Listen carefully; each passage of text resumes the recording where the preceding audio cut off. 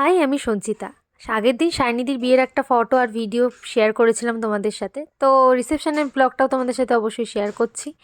আর আমরা হয়তো হচ্ছে কি অনেক বেলায় গেছিলাম, বেলায় বলতে প্রায় 10টা নাগাদ আমরা ঢুকেছিলাম। আর আমাদের হয়তো যাওয়াই হতো না, একটা প্রবলেম হয়ে গেছিলো।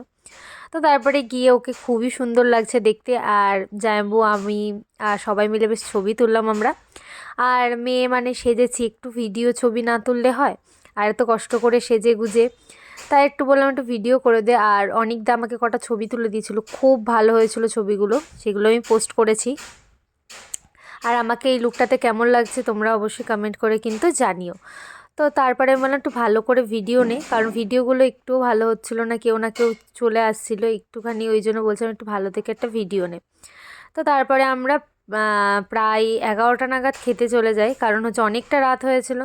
চলে আসলাম, আর বিশ্বাস করো কিচ্ছু খেতে পারিনি সেই টাইমে। জানি না কেন আমি এরকম, মানে কোনো বিয়েবাড়িতে গেলেও কিচ্ছু খেতে পারি না, এটাই হচ্ছে কথা।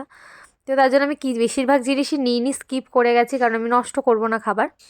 তো এই যে মেনু, তোমাদেরকে মেনু দেখিয়ে দিলাম। আর হচ্ছে খুব সুন্দর ডেকোরেশন করেছিল ওদের, মানে প্যান্ডেলটা খুব সুন্দর হয়েছিল। চলো আজকের মতো টাটা। ব্লগটা ভালো লাগলো অবশ্যই কমেন্ট করে যেও।